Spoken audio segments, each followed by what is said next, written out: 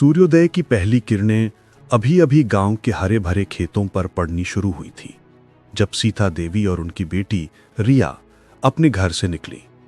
उनके कंधे पर एक भारी बोरी थी जिसमें ताजी तोड़ी हुई सब्जियां भरी थीं, बैंगन, भिंडी और टमाटर। रिया ने अभी अभी कॉलेज की पढ़ाई पूरी की थी और अपने गांव में ही एक छोटे से एनजीओ के साथ काम करना शुरू किया था, जिसका उद्देश्य ग्रामीण महिलाओं को आत्मनिर्भर बनाना था। सीता देवी, जो एक विधवा थी, अपनी बेटी के साथ मिलकर दिन रात मेहनत करती थीं ताकि वे सम्मानजनक जीवन जी सकें। उनका छोटा सा खेत ही उनके जीवन का आधार था। आज उनका लक्ष्य पास के शहर की बड़ी सब्जी मंडी पहुंचना था, जहां उन्हें अपनी सब्जियों का उचित दाम मिलने की उम्मीद थी। उनकी पुरानी साइकिल पर सब्जियों से भरी बोरी लदी थी और वे दोनों धीरे धीरे पक्की सड़क की ओर बढ़ रही थीं, जहां से उन्हें एक बस पकड़नी थी। माँ, अगर आज सब्जियां अच्छे दाम पर बिक गईं तो हम बचाए हुए पैसे से एक छोटी सी हाथ गाड़ी ले लेंगे, फिर हमें हर बार इतनी मुश्किल नहीं होगी। रिया ने अपनी माँ की ओर देखते हुए उत्साहित होकर कहा। हाँ बेटी, ईश्वर ने चाहा तो सब अच्छा होगा। तुम्हारी मेहनत कभी बेकार नहीं जाएगी। अभी वे गांव की सीमा से बाहर ही निकली थीं कि सामने से आती हुई एक जीप उनके बगल में आकर रुक गई। जीप से 3 पुलिसकर्मी उतरे, जिनकी वर्दी पर चमकते हुए सितारे थे। सबसे आगे खड़ा इंस्पेक्टर धर्मपाल, जो अपने क्षेत्र में अपनी क्रूरता और भ्रष्टाचार के लिए कुख्यात था। उन्होंने रौबदार आवाज में कहा, ओए, किधर जा रही हो सुबह सुबह? सब्जियां लाद कर, रोको अपनी साइकिल। सीता देवी और रिया घबरा गईं। वे साइकिल रोककर खड़ी हो गईं। क्या हुआ सर? हमने कुछ गलत किया है क्या? रिया ने डरते डरते पूछा। गलत? अरे मैडम, आप तो सीधा सीधा सड़क पर अवैध व्यापार कर रही हैं, बिना किसी परमिट के, बिना किसी लाइसेंस के। यह अपराध है। लेकिन सर, हम तो अपने खेत की सब्जियां बेचने जा रहे हैं, हम कोई व्यापारी नहीं है। ये तो हमारा रोज का काम है। सीता देवी ने विनती की। रोज का काम? और कौन कौन से रोज के काम है तुम्हारे? दिखाओ कागजात। कहां है लाइसेंस? कहां है परमिट? धनपाल ने जानबूझकर उन्हें परेशान करना शुरू कर दिया। रिया ने हिम्मत करके कहा, सर, छोटे किसान और खेतीहर मजदूरों को अपनी सब्जियां बेचने के लिए ऐसे परमिट की जरूरत नहीं होती। ये तो सरकारी नियम है। रिया की बात सुनकर धर्मपाल को गुस्सा आ गया। ओहो, तुम तो बड़े नियम कानून जानने वाली निकली। ज्यादा वकालत मत झाड़ो। यह इलाका मेरा है और यहां मेरा नियम चलता है। उसने एक सिपाही से कहा। इसका चालान काटो और हां, बोरी भी जब्त कर लो। नहीं सर, ऐसा मत कीजिए। यह हमारी मेहनत की कमाई है। अगर ये बिकेगी नहीं तो हम खाएंगे क्या? सीता देवी ने हाथ जोड़कर कहा। उनकी आंखों में आंसू झलक आए थे। तो हम क्या करें? तुम लोग हमें रिश्वत दो और चुपचाप निकलो, नहीं तो पूरा दिन यहीं खड़े रहो और शाम तक तुम्हारी सब्जियां सड़ जाएंगी, दूसरे सिपाही ने मुस्कुराते हुए कहा। रिया ने देखा कि उनकी सब्जियों की बोरी को जबरदस्ती खोलकर कुछ सब्जियां नीचे गिरा दी गई थीं। वो ये देखकर और डर गए। सर, ये क्या कर रहे हैं आप? हम आपको क्यों रिश्वत दें जब हमने कुछ गलत किया ही नहीं है? ओए छोटी बच्ची, तेरी माँ तो ये तमीज नहीं सिखाती क्या? पुलिस से जबान लड़ा रही है।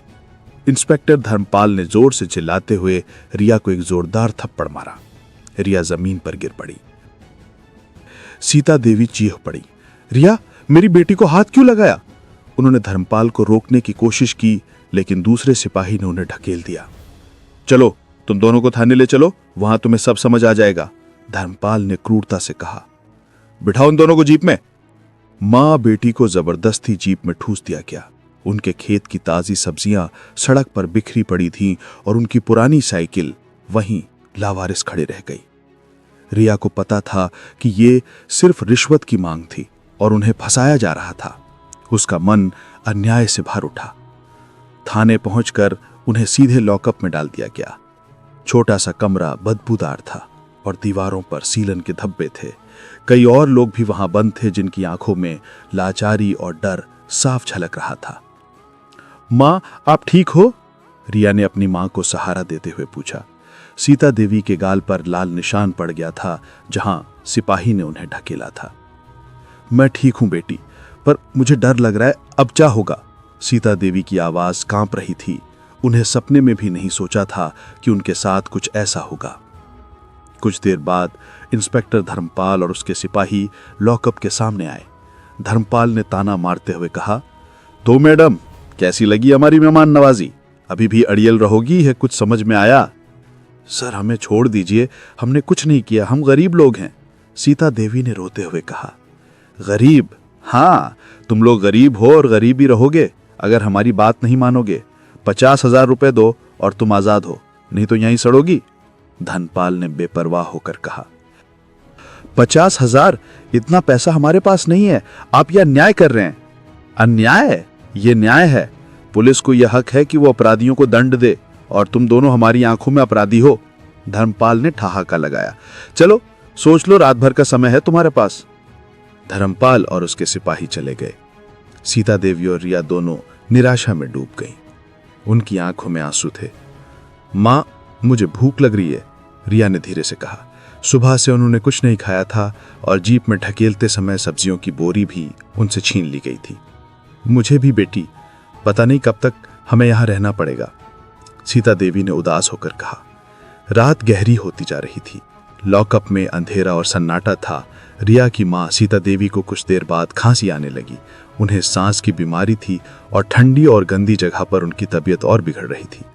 मां, क्या हुआ आपको? आपकी तबीयत खराब हो रही है, रिया ने घबरा कर कहा। सीता देवी हाँफने लगी। पानी, पानी चाहिए मुझे, और दवा, रिया ने जोर जोर से चिल्लाना शुरू कर दिया। कोई है? मेरी मां की तबीयत खराब हो रही है, पानी और दवा दीजिए। एक सिपाही कुछ देर बाद आया। क्या हुआ, क्यों शोर मचा रही हो? मेरी मां को सांस लेने में दिक्कत हो रही है, उन्हें दवा और पानी चाहिए प्लीज, रिया ने गिड़गिड़ाते हुए कहा। सिपाही ने अंदर झांका और फिर बिना कुछ कहे दरवाजा बंद करके चला गया। रिया फिर चिल्लाई लेकिन कोई नहीं आया। सीता देवी की हालत और बिगड़ती जा रही थी। उन्हें जोर जोर से खांसी आ रही थी और वे ठीक से सांस नहीं ले पा रही थी। रिया डर गई। कुछ देर बाद इंस्पेक्टर धर्मपाल वहां आया। क्या हुआ, क्यों इतना ड्रामा कर रही हो? मेरी मां की तबीयत बहुत खराब है सर, उन्हें अस्पताल ले जाना होगा, उन्हें सांस की बीमारी है, रिया ने रोते हुए कहा। धर्मपाल ने ठंडे लहजे में कहा, अरे छोड़ो, ये सब बहाने हैं, नाटकबाजी कर रही है, मरने दो इसे, एक कम अपराधी। धर्मपाल के इन शब्दों ने रिया के अंदर की सारी निराशा को गुस्से में बदल दिया। उसकी मां उसकी आंखों के सामने तड़प रही थी और यह आदमी मजाक कर रहा था। वो उठी और जैसे ही धर्मपाल ने अपनी बात खत्म की, रिया ने अपने सारे बल के साथ उसे एक जोरदार थप्पड़ जड़ किया। आपकी हिम्मत कैसे हुई मेरी मां के बारे में ऐसा कहने की, रिया चीखी। धर्मपाल सन्न रह गया। उसकी जिंदगी में किसी ने उस पर हाथ उठाने की हिम्मत नहीं की थी। उसका चेहरा गुस्से से लाल हो गया। तेरी इतनी हिम्मत? अभी तुझे बताता हूं पुलिस से पंगा लेने का अंजाम क्या होता है। उसने लॉकअप का दरवाजा खोला और रिया को बालों से पकड़कर बाहर घसीट लिया। सीता देवी दर्द से कराहती रही लेकिन कुछ कर न पाई। धर्मपाल ने रिया को एक अंधेरे कमरे में खींच लिया जहां कोई नहीं था। उसने रिया पर लाठियां बरसानी शुरू कर दी। रिया दर्द से चीखती रही लेकिन कोई उसकी मदद के लिए नहीं आया। रिया की बड़ी बहन नेहा, जो कि एक आईपीएस अधिकारी थी और उसी जिले में एसपी के पद पर तैनात थी, रात से ही परेशान थी। रिया और मां से उसका कोई संपर्क नहीं हो पा रहा था। उसने कई बार उन्हें फोन किया था लेकिन कोई जवाब नहीं मिला। सुबह होते ही वे सीधे अपने पैतृक गांव की ओर निकल पड़ी। जब वे गांव पहुंची तो उन्होंने अपने घर पर ताला लगा देखा। पड़ोसियों से पूछताछ करने पर पता चला कि सीता देवी और रिया सुबह सब्जियां बेचने शहर की ओर निकली थीं लेकिन लौट कर नहीं आई। तभी एक पड़ोसी ने बताया कि उसने सुबह जीप में कुछ पुलिस वालों को मां बेटी को ले जाते हुए देखा था और उनकी साइकिल सड़क किनारे पड़ी हुई थी। नेहा का दिल तेजी से धड़कने लगा। उसे अनहोनी की आशंका थी। वो तुरंत उसी पुलिस थाने की ओर बढ़ी जहां उसके इलाके में तैनात सभी पुलिसकर्मी काम करते थे। थाने पहुंचकर उसने अपनी गाड़ी रोकी और अंदर गई। वर्दी में एक महिला अधिकारी को देखकर सिपाही घबरा गए। कौन है आप और क्या चाहिए आपको? एक सिपाही ने पूछा। नेहा ने अपना पहचान पत्र दिखाया। मैं एसपी नेहा सिंह हूं, इस थाने के इंचार्ज कहां हैं? सिपाही के होश उड़ गए। उसने तुरंत दौड़कर इंस्पेक्टर धर्मपाल को बुलाया जो अभी अभी रिया को पीट कर लौटा था और अपने कमरे में बैठा अपनी जीत का जश्न मना रहा था। धर्मपाल अपनी बदतमीजी और अहंकार के साथ नेहा के सामने आया। हाँ मैडम, कहिए, कैसे आना हुआ, क्या काम है? उसे पता नहीं था कि वो किससे बात कर रहा है। नेहा ने अपनी आवाज में गंभीरता लाते हुए कहा, धर्मपाल, मुझे अपनी मां सीता देवी और छोटी बहन रिया चौहान के बारे में जानकारी चाहिए। क्या वो यहाँ है? धर्मपाल का चेहरा पीला पड़ गया। उसने नेहा को गौर से देखा। उसे एहसास हुआ कि ये वही रिया की बहन है जिसकी बात रिया ने कही थी। उसका दिमाग तेजी से सोचने लगा कि कैसे इस बात को छुपाया जाए। मैडम, यहाँ तो ऐसी कोई नहीं है, आप गलत जगह गई है। गलत जगह? मुझे अपने मुखबिरों से जानकारी मिली है कि आज सुबह मेरी माँ और बहन को इसी थाने में लाया गया है।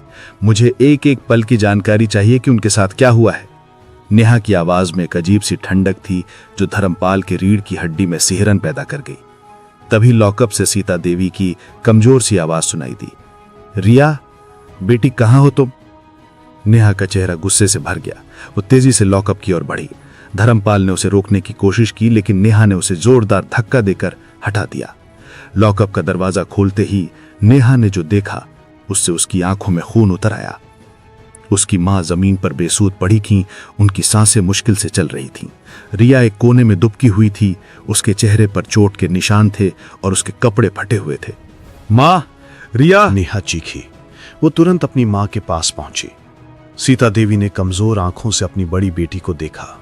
नेहा बेटी, तुम आ गई। रिया ने नेहा को देखा और उसकी आंखों से आंसू बह निकले। दीदी, इन्होंने हमें मारा। मां की तबीयत बहुत खराब है। नेहा ने अपनी मां और बहन को देखा।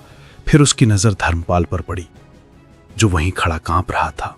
उसके चेहरे पर अब डर साफ झलक रहा था। इंस्पेक्टर धर्मपाल!